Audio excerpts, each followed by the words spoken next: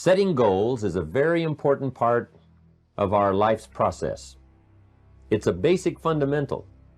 In fact, if you will work hard on setting goals, put together a plan for setting goals, reevaluate them, rearrange them, constantly talk about them, go over them again and again, I tell you what this process will do in my personal opinion. It'll put you in what's known as the top 5%. And if you want to be successful, if you want your life to really change in major ways, this is one of the fundamentals. Guess how many people have a constant plan for setting, rearranging, evaluating, and strengthening the purpose of their goals? The answer is very few. In fact, if you will do this, you will become among the few who do, that become the envy of all who watch. Now let me give you a little simple formula for goal setting. Now I've divided goals into 3 categories. Here they are. Number 1 is economic. That's your goals for money, income, business, profits, production. Economics. Make sure you've got your economics well planned. Economics plays a major role in everybody's life. Economics is major, which means it ought to be meticulously well planned for tomorrow, this week, this month, this year, long range. What if you asked somebody tomorrow if you could see their meticulously well-planned list of economic goals? What would they probably say? They'd say, "You some kind of a nut? You must be weird." Hey, I found out what success is. Success is doing what the failures won't do. Make sure you've got your economics well planned. It'll put you in the top 5%. And that's one of them, well-planned economics. It's a fundamental if you want to do well. Join the top 5%. Anybody in this room can join the top 5%, if you will. Now here's the second category of goals, things. Make a list of the things you want. And on my list of things, now I put everything. Little things as well as major things. Doesn't matter how small it is, it goes on my list. I used to just put major things, cars, homes. I don't do that anymore. I now load my list with everything. Everything. And the reason is, part of the fun of having a list is checking it off. Whatever it is, right? You get into the habit. So load up your list, the things you want. Now, when you check off something major, celebrate. That's an important point to make. Celebrate your achievements. Live it up. Have a party when you reach something you've worked for a while. See, we all grow from 2 experiences. One is called the pain of losing. The other one is called the joy of winning. We need both of them. Amplify them as much as you can, which also means make losing painful. If you set up something, fooled around, didn't get it, put it on yourself. On the other side, if you did get it, congratulate yourself. Self-congratulations is a sign of maturity. Seeking congratulations is a sign of immaturity.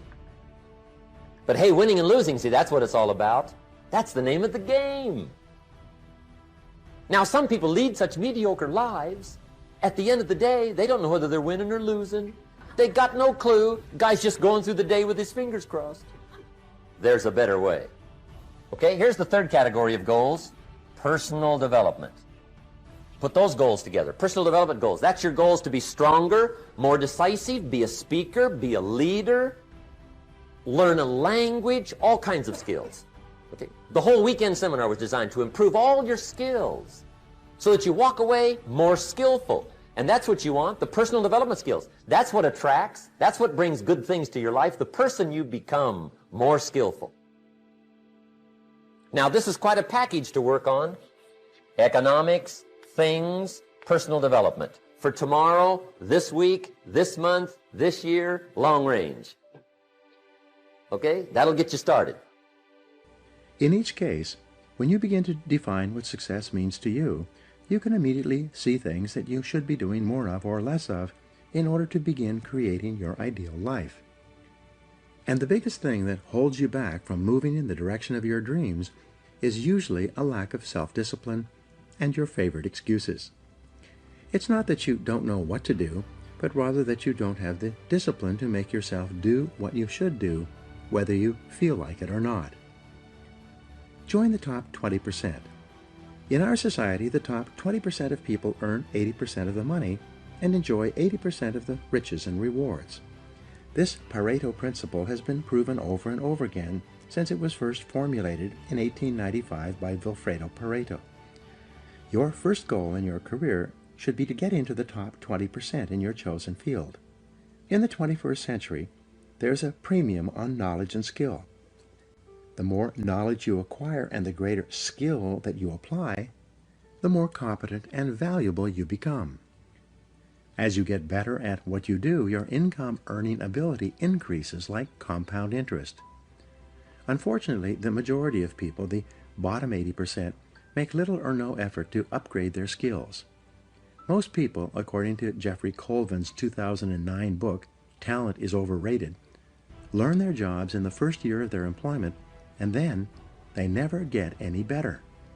It is only the top people in every field who are committed to continuous improvement.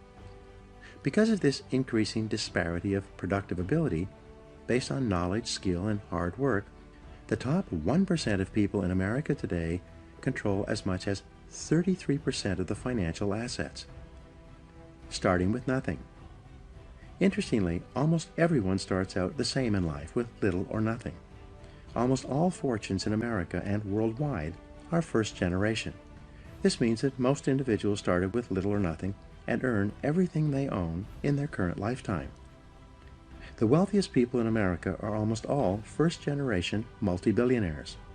This is the case with wealthy Americans such as Bill Gates, Warren Buffett, Larry Ellison, Michael Dell, and Paul Allen. Fully 80% of millionaires and multimillionaires started with little money, often penniless and sometimes deeply in debt, with few advantages, such as Sam Walton, who died worth more than $100 billion. Why have these people been able to achieve so much when so many have achieved so little? In their book, The Millionaire Next Door, Thomas Stanley and William Danko interviewed more than 500 millionaires and surveyed 11,000 more over a 25-year period. They asked them why they felt they had been able to achieve financial independence when most of the people around them who started at the same place were still struggling. Fully 85% of this new generation of millionaires replied by saying something like, "I didn't have a better education or more intelligence, but I was willing to work harder than anyone else."